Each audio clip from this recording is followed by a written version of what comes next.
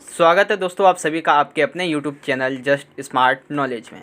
दोस्तों आज की इस वीडियो में हम क्लास 11th का जो पॉलिटिकल साइंस है उसका चैप्टर 4 है जिसका नाम है कार्यपालिका। आप यहाँ पे देख रहे होंगे स्क्रीन पे, यहाँ पे विधायिका लिखा है, बेसिकली एक कार्यपालिका है। थोड़ी सी मिस्टेक हो गई, ठीक है। तो चलिए आज की इस वीडियो को हम शुरू है जिसमें हम जानेंगे प्रधानमंत्री और राष्ट्रपति की शक्तियों के स्रोत, आवश्यकता, पद, हर एक चीज़ के बारे में इस वीडियो में हम फुल्ली कवर करने वाले हैं।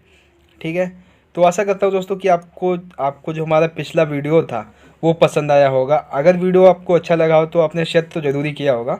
अगर अभी तक इस वीडियो को हम स्टार्ट करें उससे पहले अगर अभी तक आपने हमारे चैनल को सब्सक्राइब नहीं किया है तो कर लीजिएगा, क्योंकि आपको हमारे चैनल पर ऐसे ही इंपॉर्टेंट वीडियोस और भी मिलने वाले हैं। तो भारत में संसदीय कार्यपालिका के बारे में आपको मैंने ऑलरेडी बता दिया है, पार्ट 1 में नहीं देखा है आपने तो जाइए देखिए। अब जो आज का हमारा टॉपिक है, पहला टॉपिक, वैसे तो तीसरा है, पहला टॉपिक है राष्ट्रपति की शक्ति, राष्ट्रपति के विशेष अधिकार और राष्ट्रपति की आवश्यकता। तो सबसे पहले हम जानेंगे राष्ट्रपति की शक्ति के बारे में। तो देखिए, राष्ट्रपति की शक्ति के बारे में पहला पॉइंट, राष्ट्रपति निर्वाचित विधायक और संसद के सदस्यों द्वारा एकल संक्रमणीय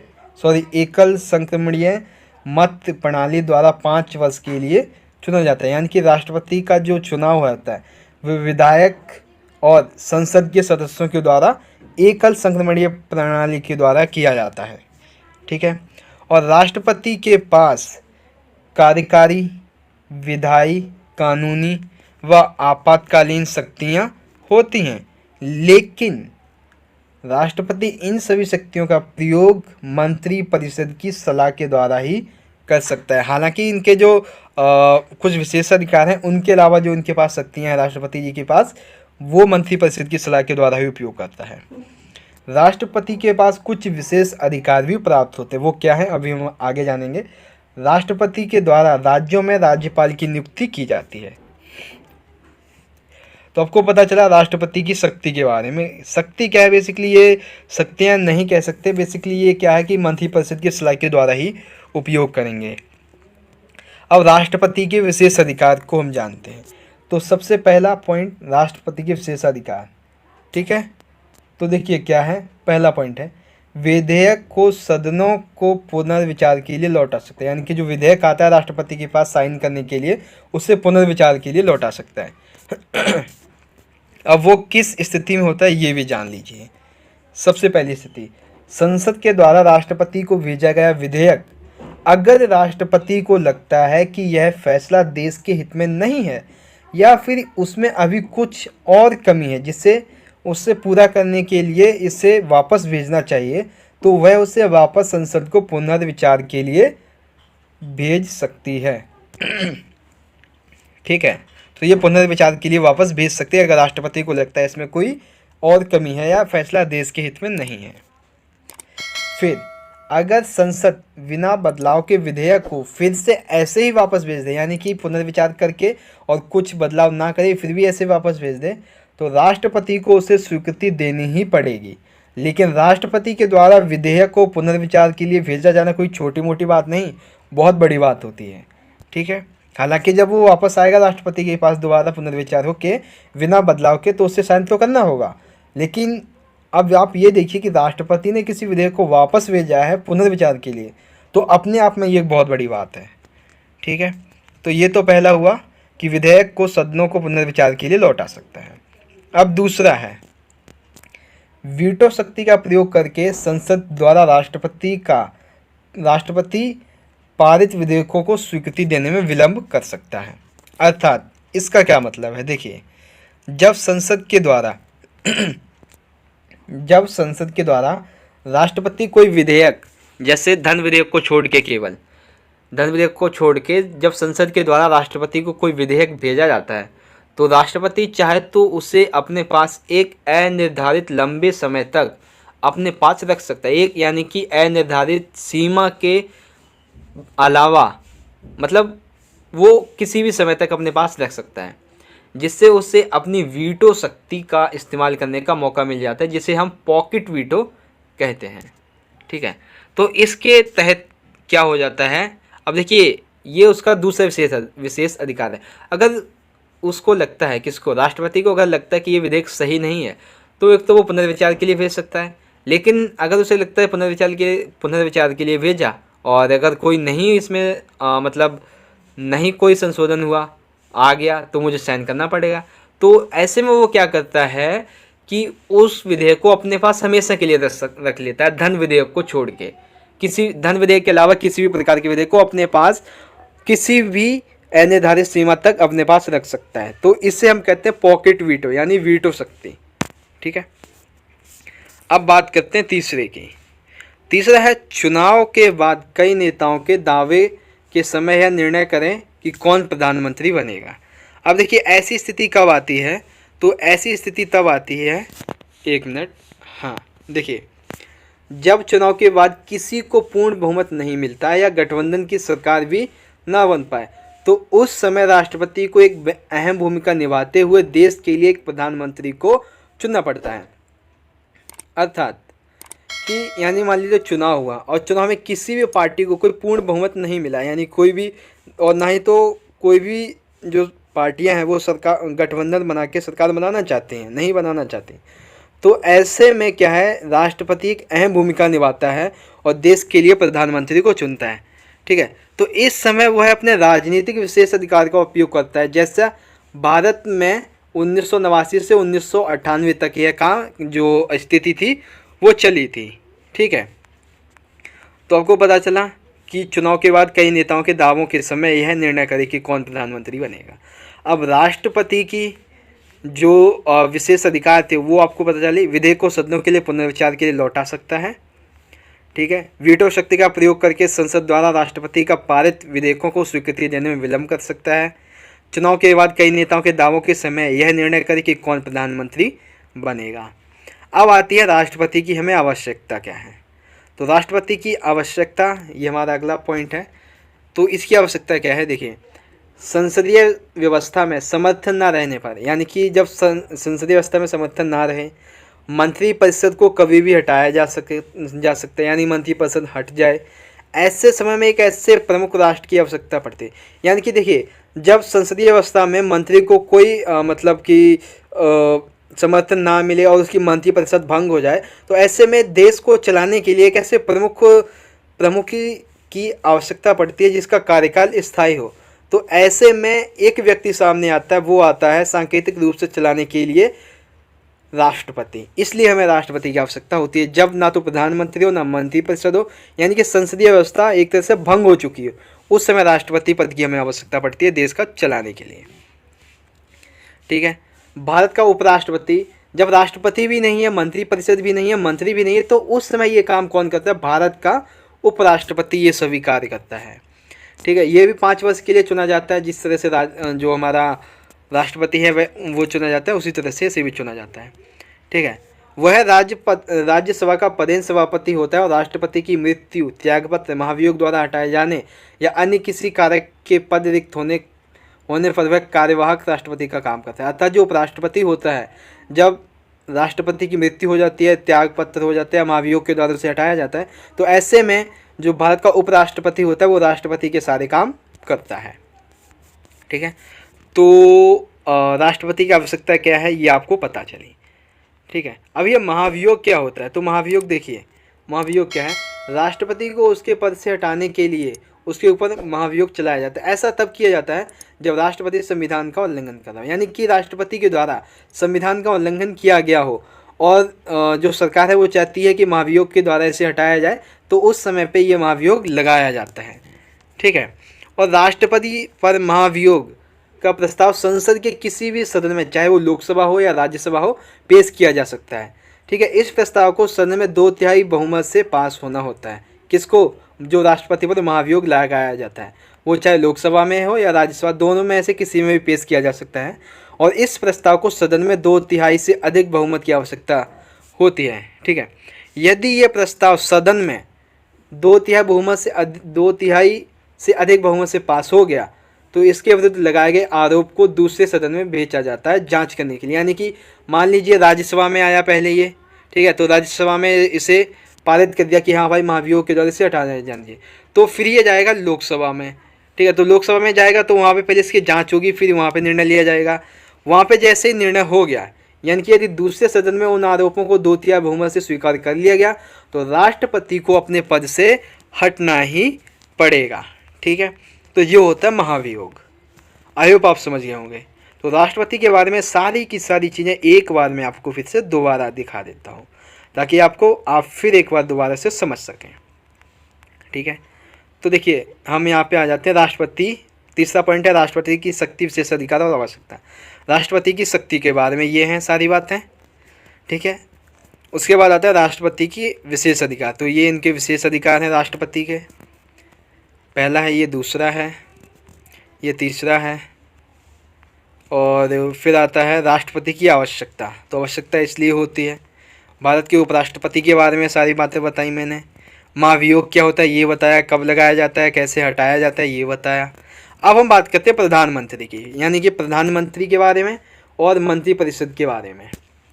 ठीक है, तो सबसे पहले जानते हैं सदस्य कौन कौन होते हैं प्रधानमंत्री और मंत्रिपरिषद के। तो प्रधानमंत्री तथा सभी मंत्रियों के लिए संसद का सदस्य होना अनिवार्य है।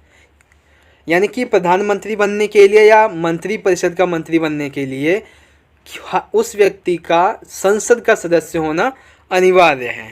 ठीक है, संसद का सदस्य हुए बिना, संसद का सदस्य हुए बिना, एक सेकंड, ये तो थोड़ा बड़ा हो गया, एक सेकंड, हाँ देखिए, संसद का सदस्य हुए बिना यदि कोई व्यक्ति मंत्री या प्रधानमंत्री बन जाता है तो उसे 6 महीने के भीतर ही संसद के किसी भी सदन के रूप में, संसद के किसी भी सदन के सदस्य के रूप में निर्वाचित होना पड़ता है, चाहे वो लोकसभा हो चाहे वो राज्यसभा हो। ठीक है, यानी कि अगर किसी को संसद का सदस्य बनना है तो वो बन सकता है, लेकिन अगर वो संसद का सदस्य बिना बने हुए ही मंत्री बन जाता है तो उसे संसद का सदस्य बनना ही पड़ता है। ये अनिवार्य है कि प्रधानमंत्री अगर आप बनोगे तो आपके लिए संसद की जो सदस्यता है वो अनिवार्य होना आवश्यक है। अगर आप पहले नहीं लिए हैं तो 6 महीने के अंदर आपको संसद की सदस्यता लेनी ही पड़ेगी। ठीक है, उसके बाद प्रधानमंत्री का स्थान क्या होता है, यानी कि सरकार में प्रधानमंत्री का क्या स्थान होता है। तो प्रधानमंत्री का स्थान सरकार में सर्वोपरि होता है। मंत्रिपरिषद तभी तक अस्तित्व में रहती है जब तक प्रधानमंत्री शपथ ग्रहण कर लेता है। अर्थात प्रधानमंत्री का स्थान एक तो सरकार में सर्वोपरि होता है, यानी कि सबसे टॉप पे। ठीक है, यानी कि इस पिरामिड के रूप में सबसे टॉप पे होता है हमारा प्रधानमंत्री। और जो मंत्रिपरिषद होती है वो तभी तक अस्तित्व में रहती है जब तक प्रधानमंत्री के पास शपथ ग्रहण, मतलब ये शपथ ग्रहण की जगह ये है कि जब तक प्रधानमंत्री के पास समर्थन होता है। ठीक है, फिर है प्रधानमंत्री की मृत्यु या त्यागपत्र से पूरी मंत्रिपरिषद भंग हो जाती है। अर्थात प्रधानमंत्री लोकसभा में बहुमत प्राप्त दल का नेता होता है, जैसे ही वह बहुमत खो देता है तो वह अपना पद भी खो देता है और मंत्रिपरिषद भी भंग हो जाती है। ठीक है, प्रधानमंत्री, जो हमारे प्रधानमंत्री होते हैं वही यह तय करते हैं कि मंत्रिपरिषद में कौन कौन से सदस्य होंगे और किस किस व्यक्ति को कौन सा हमें मंत्रालय देना है। ठीक है, और इसी कारण से वह जो प्रधानमंत्री है वो मंत्रिपरिषद का प्रधान होता है।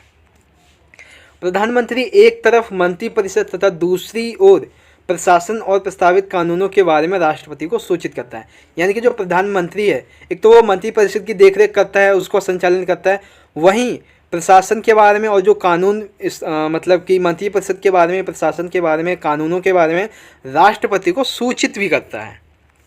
ठीक है, और फिर एक नोट आता है कि संविधान के 91 यानी कि 91 जो संविधान संशोधन हुआ था, इसके द्वारा यह व्यवस्था की गई थी कि मंत्रिपरिषद के सदस्यों की संख्या लोकसभा या राज्यसभा की विधानसभा, यानी कि जो मंत्रिपरिषद की संख्या होगी वो लोकसभा या राज्यसभा की जो विधानसभा है उनकी कुल संख्या के 15% से अधिक नहीं होनी चाहिए।